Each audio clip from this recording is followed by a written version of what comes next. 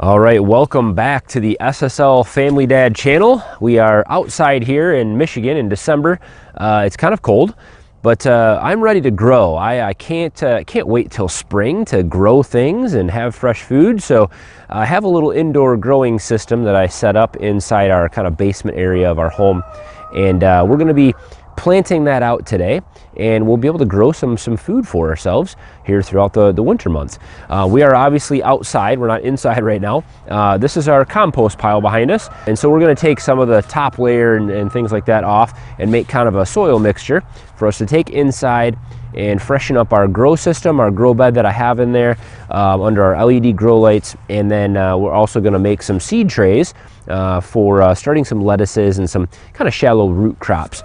I have an old tub here. I've got some peat moss in the bottom of it. That's just to keep the compost from sticking to the bottom of the bin as I put it in there. I'll also add some more peat moss to this mix, so it'll be just compost and peat moss. Peat moss is great for starting seeds, and in any soil mix, I recommend it. Even though I know there's always controversy about peat moss and cocoa coir. Man, peat moss is number one, harvested right from my neighbors here in the north in Canada. Love to support them and buy things from a neighboring place or somewhere close to local anyway. And peat moss is renewable.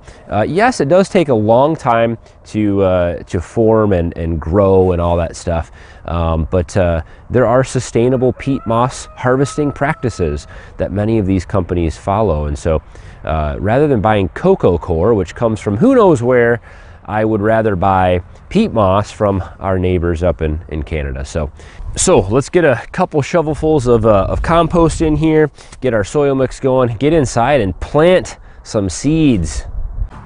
All right, so this is all manure compost it's been sitting out here since the spring, so maybe April, I suppose. Most of it's broken down pretty well. Some of it will take the rest of the winter to truly break down, but definitely good enough for our mix here. And man, is this stuff great. Just loaded with nutrients. If there's one thing that you should know about the SSL family,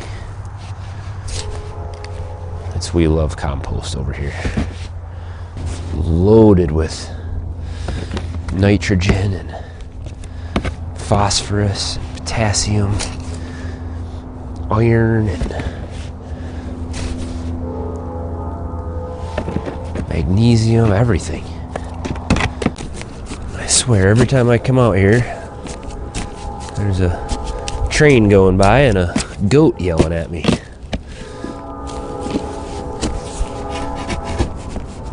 Well, this is life. Worms in there. That's good sign, especially for this time of year. Worms are still in there breaking this stuff down, and this is real good soil. You can smell it. I know it sounds gross, but when you're dealing with manure compost, you don't want it to be raw. I mean, you don't want stuff that's not broken down, obviously. It's okay to put in your garden if it's not broken down in this early spring, because it still has lots of time to break down completely before you're going to be harvesting. But you got to be careful with, especially with pig manures and stuff like that. You want to make sure it's really broken down well. And you can smell, it just smells like earth. It just smells like soil. It's just great. We always make sure we have a lot of carbon mixed in with the manure. So we use a lot of straw and wood chips in the stalls. Helps the manures to break down completely. And so you'll see some straw and stuff like that left in here. That's fine. There's nothing wrong with that. All right, that'll do it. All right, I've got some peat left over from planting season last year. Super duper dry stuff. It's been sitting in this greenhouse just baking all summer. It's dusty.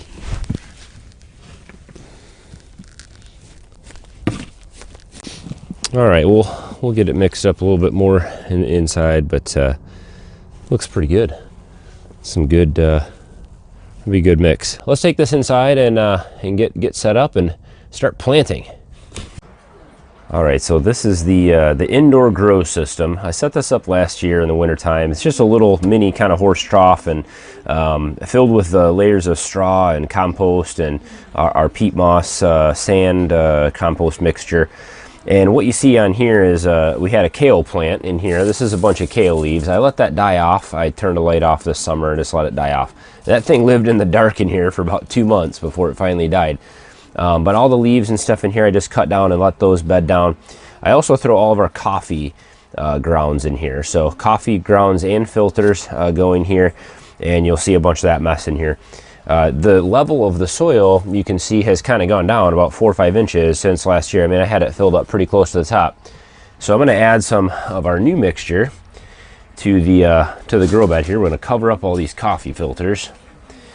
And we're going to let all that stuff just break down in there. The worms will break it down. The water and natural kind of compost will break it down.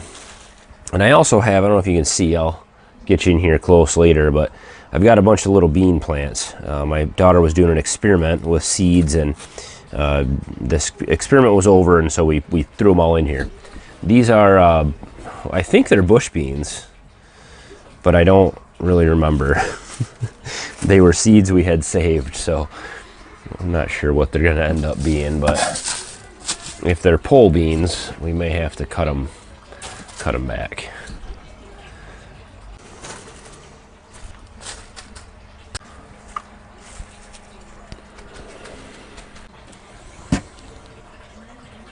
There's that kale stalk in here.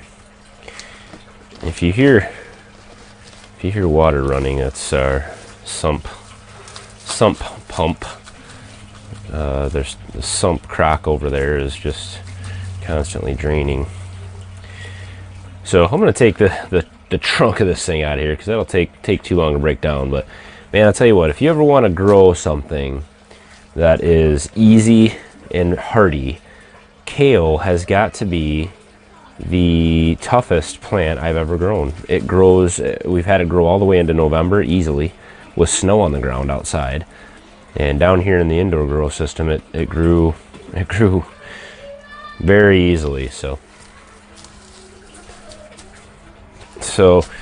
we've got all kinds of stuff in here. We've got eggshells we put in here sometimes. I've got, like I said, the coffee filters and all that good stuff, leaves, pine needles from cleanup that we did after Christmas tree last year. We dumped all the pine needles in here, and those kind of haven't really broken down, but they make a nice mulch layer on the top. So we're going to plant that rosemary over here, and on this end of the grow bed, probably plant it as close to the end as I can. Growing in a little space like this, you got to really pay attention to, got to plant everything real close together. So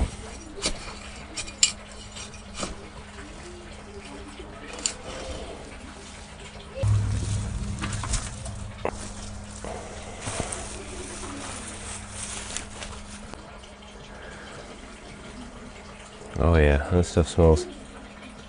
Rosemary's awesome. Some of this started dying off. We didn't really get it out of the weather very early, so it got a few freezes on it. But it seems to have done pretty good. So we'll see if it'll come back in here. This section of it's really good, but this section looks a little dead.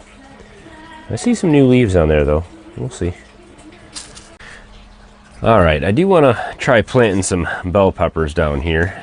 See how they do in the colder climate. So I'm gonna get one going right back here somewhere. Get the water, I want to water the soil first before I plant, so I'm not washing the seeds away once I do plant. Let's get this all wet here. So I've got extra seed here. I'm gonna kind of overplant. Maybe I'll plant three spots.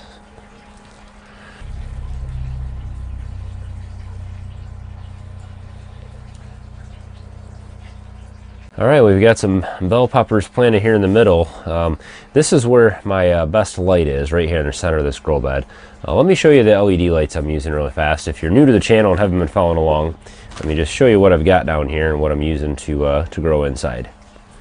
So where I planted the peppers right here in the middle of the bed, right up above that, I've got my brightest or best LED grow light. This one has two functions. It's got a kind of vegetative growth function that it's in right now, and then you can also turn on the flowering lights, and that's kind of a full range LED spectrum there. So that'll be what I'll leave it on. Once they sprout, I'll put the full range light on. A little more power, helps them grow a little bit stouter and stronger, so they're not reaching for the light quite as much, and then it'll get them flowering when they're ready for that. Now on each side I have my old DIY LED strip lights. Those are just various strip lights that I got from Amazon. The red and blue ones are actually labeled as a grow light, and the other strip lights are, I think they're a 6500 Kelvin or a 6000 Kelvin white spectrum light.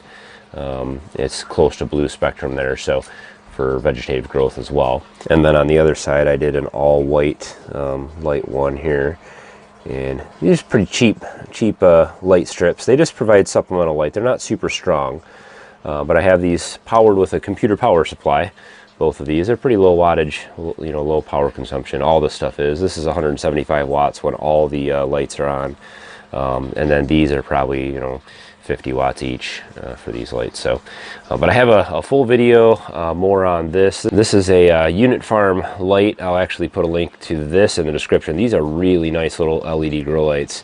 I wish I had a couple more of these. Actually, I may end up getting more of these. And then I'll put a link also in the card system there if you want to check out the build on these DIY LED lights. These work pretty good. So if I didn't have the supplemental lights on the side there, what happens is like for instance this rosemary here, it'll start to lean, it'll start to grow towards the more powerful, you know, the light over here. And so in order to grow in this wide of a space and get the plants to kind of grow straight, the supplemental light just helps them to kind of stay growing straight here. And that's really all those are doing on the sides. But they work pretty good. I've grown kale and beans and quite a bit of other stuff in here, and it's all grown really well. So combination of good soil and those lights. I usually run the lights about 16 hours a day, and that seems to do pretty well. So over here in this corner I have our LED grow shelf or seed starting shelf that I built last year. I have a full video on this, and this thing is awesome. It's an old cheap plastic shelf. And what I did was, I'll put a link in the description to these LEDs as well. These are little LED panels, and these are a grow light panel.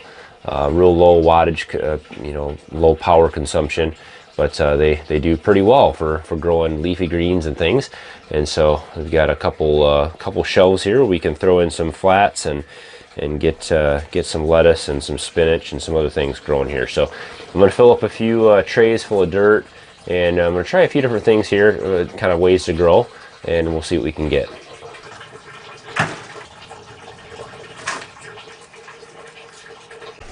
All right, so this one will be a little bit of an experiment. No drainage or anything in this one, so I'll have to be careful how much I water it. But this one is going to be just a big old flat of lettuce. I'm just going to put leaf lettuce all over in here and just kind of see what happens. I had all these flats, all these plastic flats that I bought last year. I was planning on reusing all of them, and I left them in the greenhouse over the summer, and it got so hot in there it melted all these trays. You can see, I mean, look at these.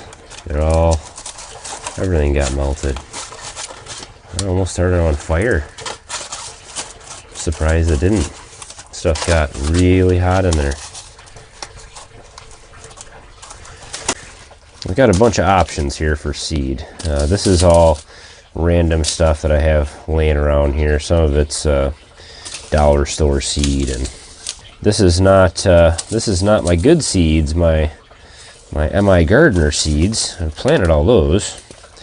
This is all the stuff I didn't use. So I love growing Swiss chard. The only problem with Swiss chard is we don't really eat much of it. So we always grow it. It looks beautiful, grows real nice, and then we don't really eat it. I'm going to try this black seeded Simpson. We've had good luck growing this in the past. And all I'm going to do is I'm just going to sprinkle this out here. We'll sprinkle it all over. And I'm just going to take some of our peat here and just kind of sprinkle it on top, and then I'll sprinkle that with some more water. Put this one in the bottom layer here. That one should be good. And for this one here, I'm gonna try to grow some head lettuce in these cups. I don't know if that's gonna be wise or possible or not, but let's figure we can get 6 heads of lettuce in here. I've never had really good luck growing head lettuce because I always get it planted too late. And I was just reading today, lettuce, if you let the lettuce get days over 70 degrees, it's not going to turn out good. It'll start to bolt and it'll be a mess. Water this one after. I water from the bottom, so what I mean by that is I'll fill the tray with about 1 inch or 2 of water and just let it soak up into the peat moss. It'll absorb it right up and it'll soak these cups. So that way I'm not watering it on top and washing the seeds around. That works pretty good with these kinds of trays. So we'll see how this does. We'll put this one on the second shelf and get the last one filled up.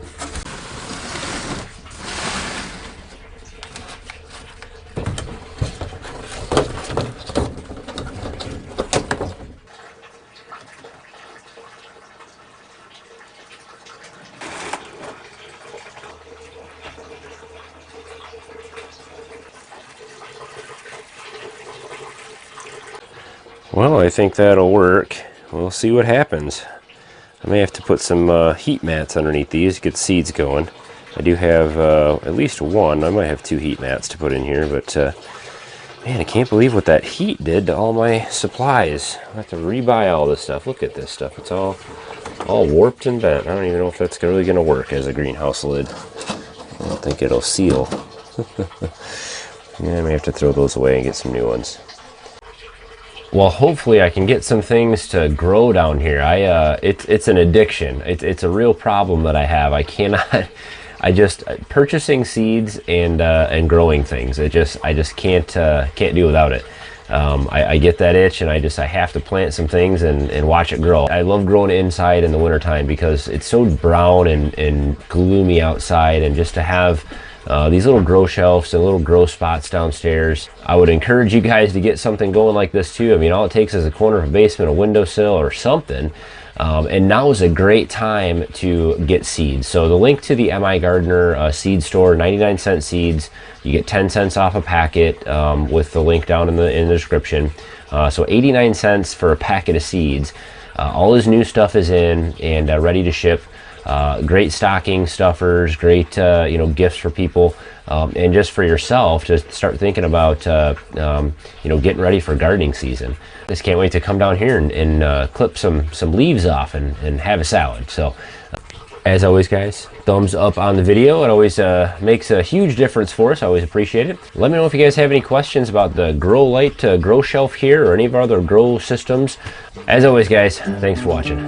Have a good one.